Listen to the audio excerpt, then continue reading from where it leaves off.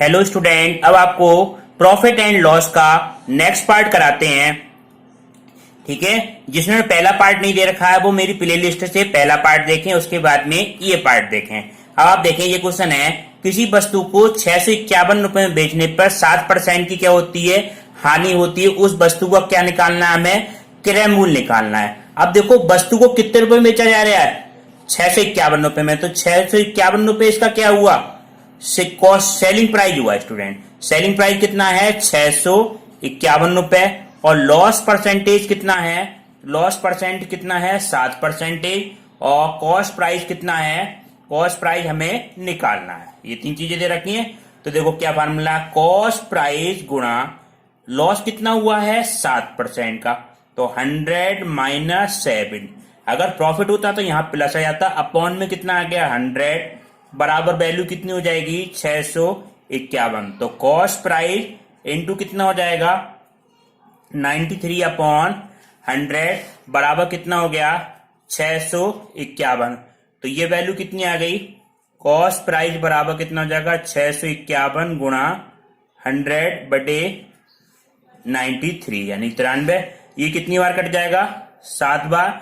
तो cost price बराबर कितना आ जाएगा, कॉस्ट प्राइस हो गया हमारा 700 रुपए। ये आपका क्या आ गया, आंसर आ गया।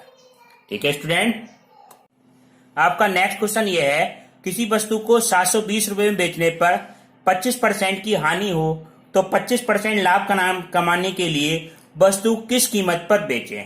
ठीक है, तो ये 720 रुपए में बेचने में 25% की हानि हो रही है। आप देखो यहां पे समझो स्टूडेंट, ये 720 रुपए में बेचा, 25% की हानि हुई, तो यानी ये कितने परसेंट का मान होगा, ये मान होगा 75% का मान होगा। स्टूडेंट सॉल्यूशन में देखो, ये ट्रिक से कराएंगे सॉल्यूशन। 75% का मान बराबर कितना है, 720 रुपए। 75% का मान क्यों है, ये 100% क्यों हुआ, 25% की हानि हो रही है, यानी 100 माइनस 25 करके हमने निकाल लिया।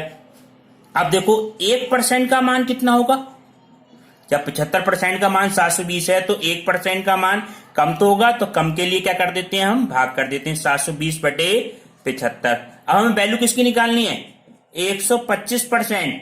125% का मान बराबर कितना हो जाएगा, 720/75 गुणा कितना आ जाएगा, 125। ठीक है, 1% का मान 75 से भाग कर दिया, 125% यानी 125 से क्या कर देंगे, हम गुणा कर देंगे। 25 नहीं 75, 25 चौका 100। और ये वैल्यू कितनी कट जाएगी, 3 दूनी 6, 3 चौक 12 और 0 आएगा। और 24 पंजे कितना आ गया, 120। तो ये मान आपका आ गया 1200 रुपए। ये पहले 25 से काट दिया, 25 दिया 75, 25 पंजे 125, फिर यह 3 से वैल्यू काट के इसकी आपस में गुणा कर दी, तो 1200 रुपए आपका क्या आ गया, फाइनल आंसर आ गया। ठीक है स्टूडेंट, अब देखें नेक्स्ट क्वेश्चन। अब आप देखें नेक्स्ट क्वेश्चन, एक मेज को 10,480 रुपए में बेचा गया और इस पे 20% का लाभ हुआ। यदि मेज को 45% के लाभ पे बेचा जाता है तो मेज का बिक्री कितने में बिकती है। तो इसका बिक्री मूल्य बताना, लास्ट में सेलिंग प्राइस क्या होता है अगर 45% के लाभ पे बेचा जाए। अब क्वेश्चन को बिल्कुल ध्यान से समझो, क्या दिया हुआ है, 20% के लाभ पर बेचा जा रहा है। तो 20% के लाभ पे बेचा जा रहा है तो विक्रय मूल्य कितना है, 10,480। तो यानी कि 120% का मान कितना है, देखो ये समझो स्टूडेंट, 120% का मान है 10,480 रुपए। ठीक है, जितने परसेंट का लाभ होता है, मान लो ये 30% का लाभ होता तो 130% का मान होता, मान लो ये 80% का मान होता तो ये 80% का मान हो जाता, उसमें हानि होती।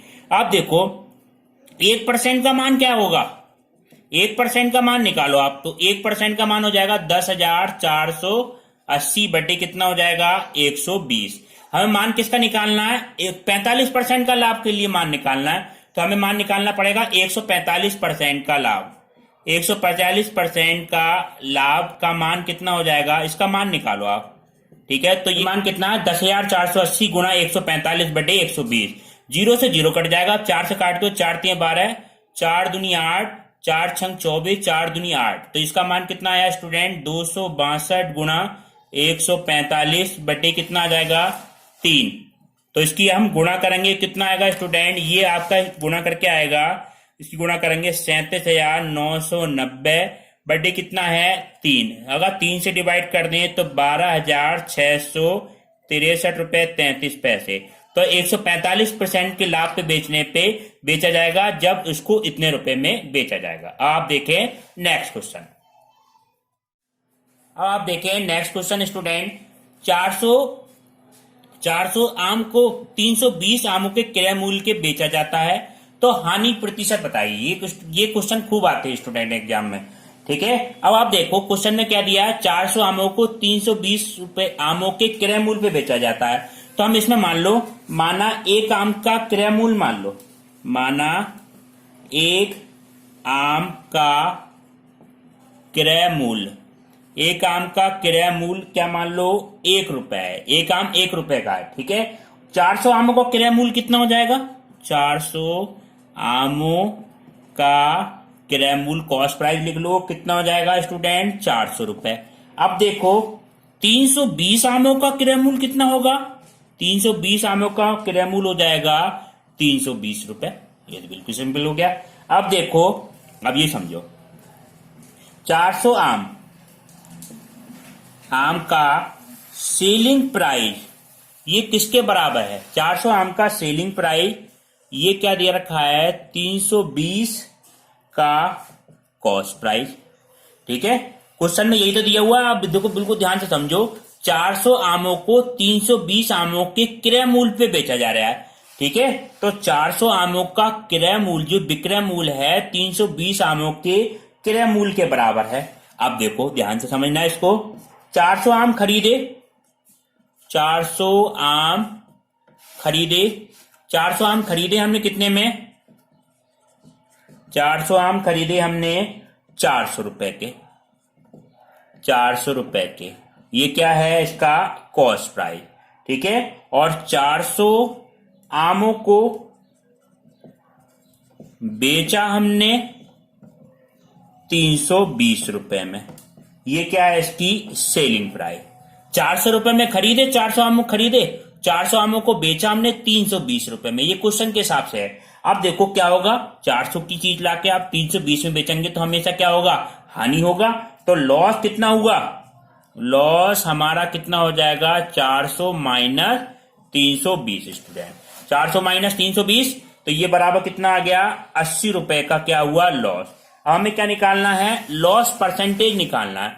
तो लॉस परसेंटेज किस तरह से निकालेंगे ये समझो आप। तो लॉस परसेंटेज हमारा क्या होता है फार्मूला, लॉस परसेंट या इसको हम कह सकते हैं हानि परसेंटेज भी कह सकते हैं। तो हानि बटे क्रय मूल्य, क्रय मूल्य गुणा कितना होता है 100 स्टूडेंट। तो हानि कितनी है 80 रुपए की हानि हुई है। क्रय मूल्य क्या था उसका, क्रय मूल्य हमारा ये 400 ही तो था, बटे 400 गुणा कितना आ जाएगा 100, 2 जीरो से जीरो काट दो, ये कितना आ जाएगा 20 बार। तो इस पर क्या आया 20% की क्या हो गई स्टूडेंट हानि हुई होगी इस तरह से करने पे, ठीक है। अब आप देखें नेक्स्ट क्वेश्चन।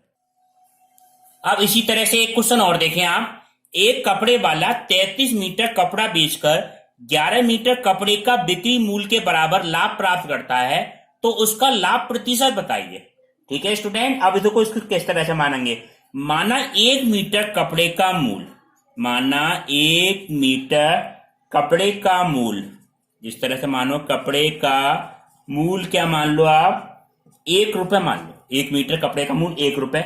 तो 33 मीटर कपड़े का मूल्य कितना होगा, 33 मीटर कपड़े का मूल्य कितना हो जाएगा 33 रुपए। जब 1 मीटर का मूल्य 1 रुपए तो 33 मीटर का मूल्य 33 रुपए।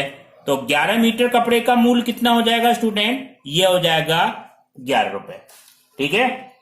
ये क्या है हमारा प्रॉफिट है, 11 रुपए क्या है हमारा प्रॉफिट है। ये 11 रुपए का हमें क्या हुआ होगा लाभ हुआ होगा। तो कॉस्ट प्राइस ये तो क्या है सेलिंग प्राइस है, ठीक है। तो इसके कॉस्ट प्राइस हम निकालेंगे तो कितना हो जाएगा 33 माइनस 11 बराबर कितना हो जाएगा 22 रुपए में वो खरीद कर लाया होगा, 33 रुपए की चीज बेची होगी, ठीक है। अब इसका लाभ प्रतिशत निकालना है स्टूडेंट। तो ये क्या आ जाएगा लाभ प्रतिशत, लाभ प्रतिशत बराबर कितना हो जाएगा लाभ बटे क्रय मूल्य गुणा कितना हो जाएगा 100। तो लाभ कितना है 11 रुपए का तो लाभ हुआ, क्रय मूल्य कितना है 22 रुपए का। गुणा कितना आ जाएगा 100, 11 दूनी 22 बराबर कितना आ गया 50% का क्या हुआ उसे लाभ। देखो एक बार ध्यान से समझ लो, एक कपड़े वाला 33 मीटर कपड़ा बेचकर 11 मीटर कपड़े की बिक्री मूल्य के बराबर लाभ प्राप्त करता है, उसका लाभ प्रतिशत। तो 1 मीटर कपड़े का मूल्य मान लो 1 रुपए, 33 मीटर कपड़े का मूल्य कितना हो जाएगा 33 रुपए, बिल्कुल सिंपल। अब क्वेश्चन में क्या है, 33 मीटर कपड़ा बेचकर 11 मीटर का लाभ कमाता है बिक्री मूल्य, तो 11 मीटर कपड़े का मूल्य कितना होगा 11 रुपए का लाभ कमा लिया, 33 रुपए की चीज बेच के 11 रुपए का लाभ कमा लिया। तो यानी कि इसका कॉस्ट प्राइस जो हमें क्रय मूल्य होगा वो क्या होगा 33 माइनस 11, 22 रुपए की चीज उनने कितने में बेची 33 रुपए में, तभी तो 11 रुपए का लाभ कमाया। तो लाभ कितना हो जाएगा 11 रुपए, तो लाभ बटे क्रय मूल्य गुणा 100। इस तरह से हमने निकाल लिया, हमने इसका 50% लाभ होगा।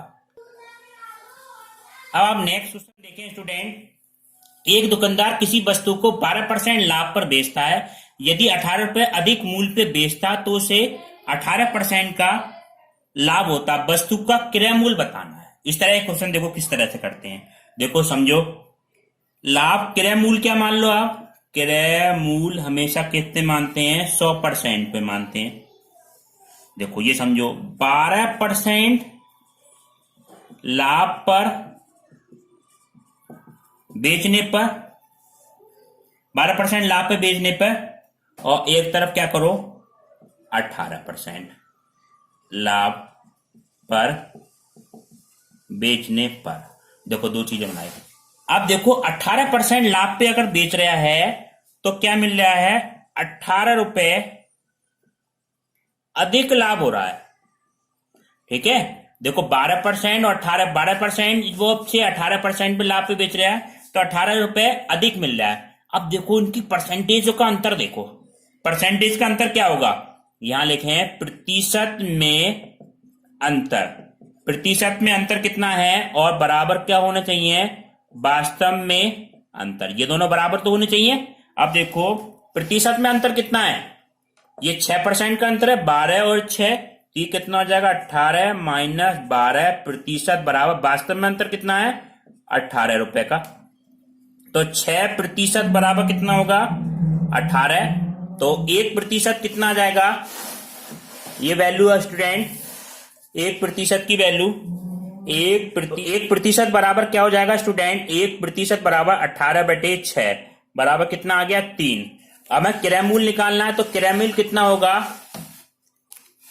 क्रय मूल्य बराबर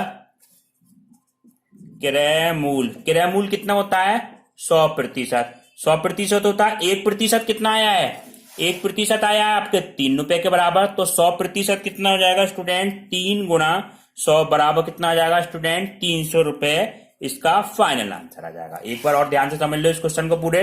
देखो 12% के लाभ बेचने पे और 18% के लाभ बेचने में 18 रुपए का अधिक लाभ हो रहा है, तो प्रतिशत में अंतर कितना है 6% का 18 माइनस 12, और वास्तव में अंतर कितना आ रहा है 18 रुपए का आ रहा है, ठीक है। तो ये 1% बराबर 18/6 बराबर कितना हो जाएगा 3। तो क्रय मूल्य हमने क्या माना था, हमने 100% तो माना था क्रय मूल्य 100%, तो क्रय मूल्य बराबर कितना हो जाएगा 100%, तो 3 गुणा 100 बराबर कितना आ जाएगा 300 रुपए, ठीक है। अब आपको नेक्स्ट क्लास अगले पार्ट में कराएंगे। अगर वीडियो अच्छी लगे तो इसे लाइक करना और चैनल को सब्सक्राइब कर लेना। Thank you.